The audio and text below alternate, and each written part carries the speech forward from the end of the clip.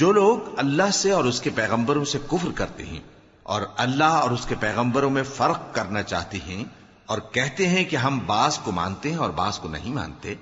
اور ایمان اور کفر کے بیچ میں ایک راہ نکالنی چاہتے ہیں،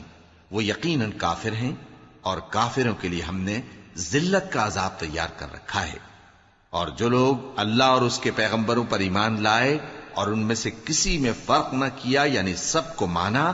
ایسے لوگوں کو وہ ان قریب ان کی نیکیوں کے صلے عطا فرمائے گا، اور اللہ بخشنے والا ہے، بڑا مہربان ہے۔ اے پیغمبر، اہل کتاب تم سے درخواست کرتے ہیں کہ تم ان پر ایک لکھی ہوئی کتاب آسمان سے اتار لاؤ،